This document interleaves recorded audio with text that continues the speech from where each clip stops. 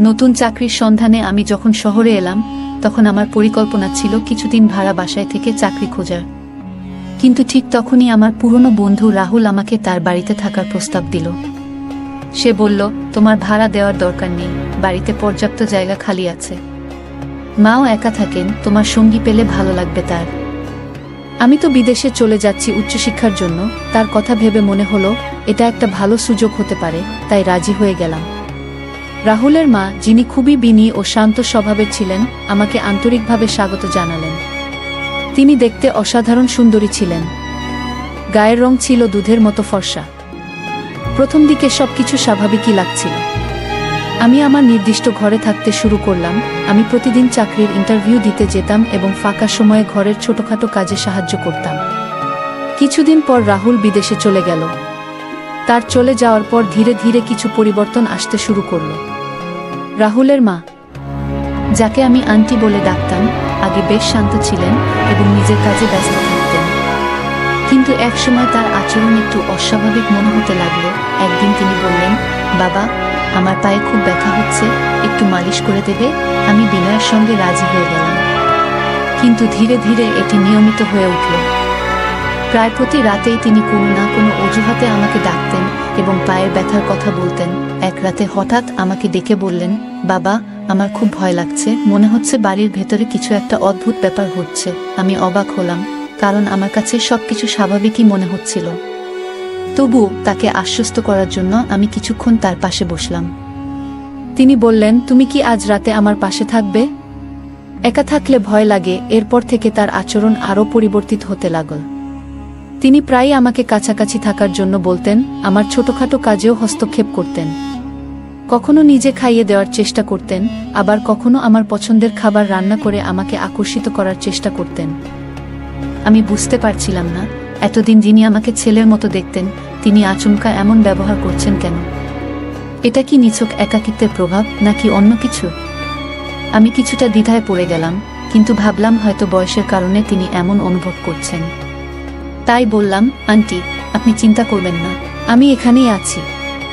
যদি কিছু লাগে আমাকে ডাকলেই হবে। কিন্তু তিনি জোর দিয়ে বললেন, না বাবা, আজ সত্যিই আমার ভয় করছে। তুমি আমার কাছেই থাকো, তোমাকে পাশে পেলে মনে শান্তি পাবো। তার চোখে একটা অদ্ভুত অভিব্যক্তি ছিল। আমি চাইনি আন্টির অনুভূতিতে আঘাত দিতে, তাই বললাম, ঠিক আছে, আমি এখানেই পাশের ঘরে ঘুমিয়ে পড়ছি। আপনাকে কোনো ভয় লাগবে না। কিন্তু তিনি আমাকে তার ঘরেই বসতে বললেন।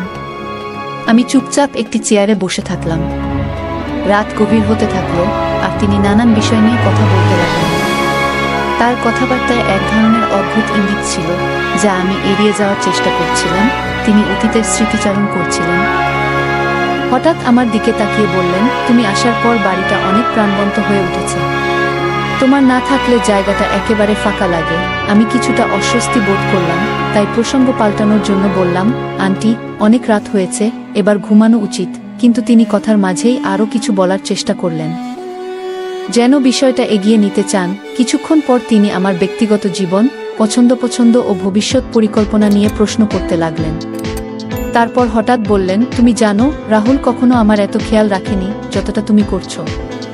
তুমি সত্যিই খুব ভালো। আমি একটু চমকে গেলাম এবং পরিস্থিতি হালকা করার জন্য বললাম, আন্টি, রাহুল আপনাকে খুব ভালোবাসে। সে শুধুমাত্র তার ক্যারিয়ারের জন্য বাইরে গেছে। তিনি হেসে বললেন, হ্যাঁ, ভালোবাসে, কিন্তু আমি বুঝতে পারছি এই বাড়ির জন্য তোমার উপস্থিতি কতটা গুরুত্বপূর্ণ। তার কথা শুনে আমি কিছুটা অস্বস্তি বোধ করলাম। তাই বললাম, আন্টি, আমার কাল সকালে ইন্টারভিউ আছে। আমাকে একটু বিশ্রাম নিতে হবে। আপনি নিশ্চিন্তে ঘুমিয়ে পড়ুন। কিন্তু তিনি অনুরোধ করলেন, তুমি এখানেই থাকো। একা থাকলে ভয় লাগে। আমি বুঝতে পারছিলাম এটি শুধু একাকিত্বের ব্যাপার নয়, কিছু একটা অস্বাভাবিক লাগছিল। আমি উঠে যাওয়ার চেষ্টা করতেই তিনি বললেন, আর একটু বসো না, তোমার সঙ্গে কথা বললে আমার মন ভালো লাগে। আমি কৌশলে বললাম, আন্টি, আমি পাশের ঘরেই আছি, যদি কোনো দরকার হয় আমাকে ডাকলেই হবে। এই বলে আমি ঘর থেকে বেরিয়ে এলাম। কিন্তু সারা রাত তার বলা কথাগুলো আমার মাথায় ঘুরছিল। আমি তার আচরণের পরিবর্তন বুঝতে পারছিলাম, কিন্তু এটা নিছক একাকিত্ব নাকি অন্য কিছু তা বুঝে উঠতে পারছিলাম না। তিনি আবার বললেন, তুমি শুধু রাহুলের বন্ধু নও, এই বাড়িরই একজন অংশ হয়ে গেছো। তোমার ছাড়া এই বাড়ি কেমন শূন্য মনে হয়। আমি পরিস্থিতি পরিবর্তন করার জন্য বললাম, আন্টি, আপনার একটু বিশ্রাম দরকার। আপনি ঘুমিয়ে পড়ুন, যদি কিছু দরকার হয় আমাকে ডাকবেন। তিনি হঠাৎ একটু ঝুঁকে এসে বললেন, তোমার চলে যাওয়ার চিন্তা আমাকে অস্থির করে তোলে। তোমাকে পাশে পেলেই আমি নিরাপদ বোধ করি। এখন তো রাহুলও নেই, তাই এই বাড়ি তোমার সঙ্গেই ভালোভাবে চলছে। তার এই কথা শুনে আমি এক মুহূর্তের জন্য হতভম্ব হয়ে গেলাম। বুঝতে পারছিলাম তার অনুভূতি কোনো দিকে যাচ্ছে। তার চোখের ভাষা এবং কথা বলার ধরন একেবারেই পাল্টে গিয়েছিল। আমি দ্রুত নিজেকে সামলে নিয়ে বললাম, আন্টি, আমি এখানে শুধুমাত্র রাহুলের কথায় এসেছি এবং খুব শিগগিরই নিজের ব্যবস্থা করব। তিনি দীর্ঘশ্বাস ফেলে বললেন, আমি জানি তুমি রাহুলের জন্য এখানে এসেছ, কিন্তু কখনো নিজের কথাও ভেবেছ? তুমি যা করছো সেটা রাহুলও কখনো করেনি। তুমি এই পরিবারের অংশ হয়ে গেলে তাহলে জীবনটা আরও সহজ হয়ে যেত। আমি তার কথা শুনে একেবারে চুপ হয়ে গেলাম। এবার সবকিছু পরিষ্কার হয়ে যাচ্ছিল। তার দৃষ্টিতে যে আবেগ ছিল তা কোনো মায়ের স্নেহ ছিল না। আমি বুঝতে পারছিলাম পরিস্থিতি আমার জন্য আরও জটিল হয়ে যাচ্ছে। আমি নিজেকে সমেত রেখে শান্তভাবে বললাম, আন্টি, অনেক রাত হয়ে গেছে, আমাকে সকাল সকাল উঠতে হবে, তাই এখন ঘুমাতে যাচ্ছি। আপনি বিশ্রাম নিন। কোনো প্রতিক্রিয়া দেখার অপেক্ষা না করে আমি দ্রুত সেখান থেকে উঠে নিজের ঘরে চলে এলাম। কিন্তু সারা রাত আমার মনে অদ্ভুত চিন্তা ঘুরপাক খেতে লাগলো। আন্টির আচরণ ও তার বলা কথাগুলো বারবার মনে পড়ে যাচ্ছিল। এটি কি নিছক একাকিত্বের বহিঃপ্রকাশ নাকি অন্য কিছু? আমি বুঝতে পারছিলাম না। পরদিন সকালে নাস্তার টেবিলে পরিবেশ স্বাভাবিক মনে হচ্ছিল। তিনি হাসি মুখে জিজ্ঞেস করলেন, রাতে ভালো ঘুম হলো তো? তুমি থাকাতে আমি অনেক স্বস্তি অনুভব করেছি। আমি স্বাভাবিকভাবে বললাম, সব ঠিক ছিল আন্টি, কিন্তু আমাকে এখন তাড়াতাড়ি তৈরি হতে হবে।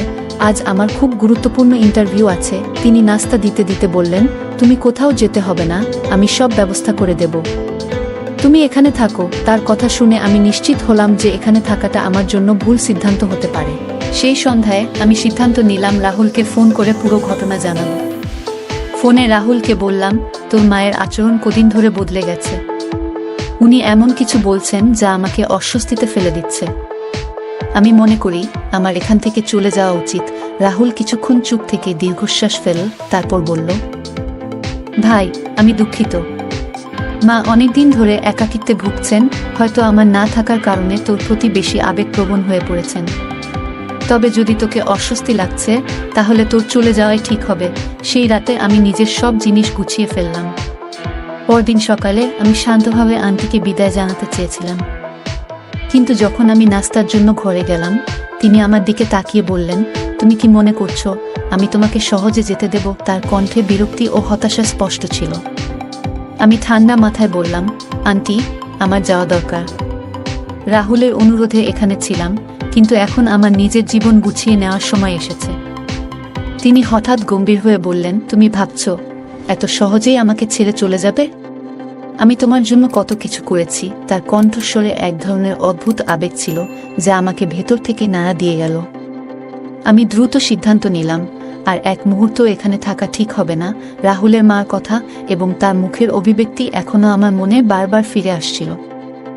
মনে হচ্ছিল আমি যতই দূরে যাওয়ার চেষ্টা করি তার ছায়া যেন আমার চিন্তাগুলোকে ঘিরে ফেলছে। আমি নিজেকে বোঝানোর চেষ্টা করলাম যে সবকিছু শেষ, এখন নতুন জীবন শুরু করতে হবে। কিছুদিন হোটেলে থাকার পর আমি একটি ছোট্ট ফ্ল্যাটের ব্যবস্থা করলাম। আমি মনোযোগ দিয়ে কাজ ও ইন্টারভিউর প্রস্তুতিতে ব্যস্ত থাকতে চাইলাম, কিন্তু মনের কোণে তখনও সেই অভিজ্ঞতা দাগ কেটেছিল। একদিন হঠাৎ রাহুলের ফোন এলো। ওর কণ্ঠ চিন্তিত ছিল। বলল, ভাই, মা ভালো নেই, বারবার তোমার কথা জিজ্ঞাসা করছে, বলছে আমি কেন তোমাকে যেতে দিলাম। বুঝতে পারছি না কি করব। আমি গভীর শ্বাস নিয়ে বললাম, রাহুল, আমি তোমাকে আগেই সব বলেছি। আমার মনে হয় এটি শুধুই একাকিত্বের ব্যাপার নয়, হয়তো তিনি মানসিকভাবে কিছু চাপে আছেন। কোনো বিশেষজ্ঞের সাহায্য লাগতে পারে। কিছুক্ষণ চুপ থেকে রাহুল বলল, তুমি হয়তো ঠিক বলছো, আমি মার মানসিক অবস্থাকে গুরুত্ব দেইনি। আমি যত দ্রুত সম্ভব দেশে ফিরব। এ ঘটনার পর আমি নিজের জীবনে স্বাভাবিক ছন্দ ফিরিয়ে আনতে মন দিলাম। নিজেকে নতুন রুটিনে ব্যস্ত রাখার চেষ্টা করলাম, কিন্তু একদিন যা ঘটল তা আমাকে ভেতর থেকে নাড়িয়ে দিল। রাত আনুমানিক 11টা। আমার ফোনে একটি অচেনা নম্বর থেকে কল এলো। আমি কল রিসিভ করতেই এক পরিচিত কণ্ঠ শুনলাম, রাহুলের মার। তার স্বর শান্ত কিন্তু খানিকটা অদ্ভুত লাগছিল। বললেন, তুমি কি সত্যিই আমাকে এভাবে ফেলে চলে যেতে পারলে? আমি এখনো তোমার অপেক্ষায় আছি। শুনেই আমার শরীর শিউরে উঠল। অবাক হলাম, তিনি আমার নতুন নম্বর জানলেন কিভাবে? আমি শান্ত স্বরে বললাম, আন্টি, আমি আগেই বলেছি আমি এখানে আর থাকতে পারবো না।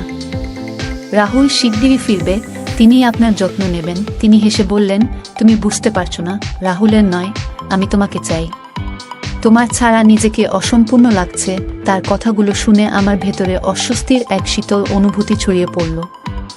আমি তৎক্ষণাৎ ফোন কেটে দিলাম। বুঝতে পারলাম এই সমস্যা এত সহজে শেষ হবে না। এরপর থেকে তিনি বারবার আমাকে ফোন করতে লাগলেন, দেখা করার জন্য অনুরোধ করলেন এবং এমন সব কথা বললেন যা আমাকে আরও অস্বস্তিতে ফেলল। আমি রাহুলকে আবার জানালাম। সে বলল, তুমি চিন্তা করো না, আমি দ্রুত সব ঠিক করে ফেলব। কিন্তু এরপর যা ঘটল তা আমার কল্পনারও বাইরে ছিল। এক সন্ধ্যায় আমি আমার নতুন ফ্ল্যাটে বসেছিলাম। হঠাৎ দরজায় কড়া নাড়ার শব্দ হলো। দরজা খুলতেই আমি স্তব্ধ হয়ে গেলাম। সামনে দাঁড়িয়ে আছেন রাহুলের মা। আমি বিস্মিত হয়ে বললাম, আন্টি, আপনি এখানে কিভাবে এলেন? তিনি মৃদু হাসলেন, ধীরে ধীরে ঘরে ঢুকে পড়লেন এবং বললেন, তোমার ছাড়া আমি একা থাকতে পারছি না, তাই তোমার কাছে চলে আসতে হলো। তার কথা শুনে আমার শরীর অবশ হয়ে গেল। আমি স্বাভাবিক থাকার চেষ্টা করে বললাম, আন্টি, আপনাকে রাহুলের কাছে থাকা উচিত। সে আপনাকে অনেক ভালোবাসে। আমি এখন নিজের জীবনে স্থির হতে চাই। কিন্তু তিনি আমার কথা এড়িয়ে গিয়ে বললেন, তুমি বুঝতে পারছো না। তিনি আমার চোখের দিকে গভীরভাবে তাকালেন, যেন কিছু বলতে চান যা আমি অনুমান করতে পারছি না। কিছুক্ষণ নীরব থাকার পর হঠাৎ বললেন, তুমি বুঝতে পারছো না, রাহুলের কথা আমি ভাবছি না। আমি তোমার সঙ্গে থাকতে চাই। তোমার ছাড়া নিজেকে অসম্পূর্ণ মনে হচ্ছে। তার কণ্ঠে এক অদ্ভুত জিদ এবং আবেগ ছিল যা আমাকে আরও অস্বস্তিতে ফেলছিল। এরপর তিনি যা বললেন তাতে আমার শরীর অবশ হয়ে গেল। আমি তোমাকে ভালোবেসে ফেলেছি। আমি চাই আমরা একসঙ্গে থাকি, হয়তো বিয়েও করতে পারি।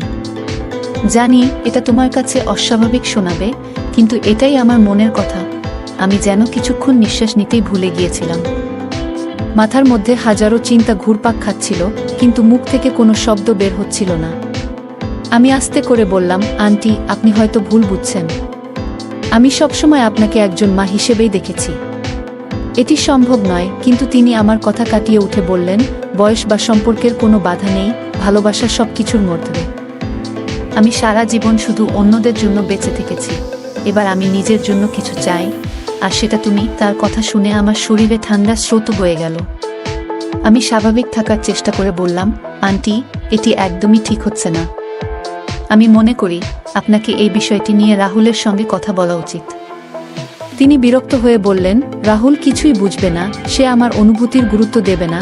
আমি দ্রুত পরিস্থিতি সামলানোর জন্য বললাম, আচ্ছা, আমাকে একটু সময় দিন, আমি ভেবে দেখছি, তারপর আপনাকে জানাবো। তিনি কিছুক্ষণ চুপ করে থাকলেন, তারপর ধীরে ধীরে চলে গেলেন। যেই তিনি বের হলেন, আমি সঙ্গে সঙ্গে রাহুল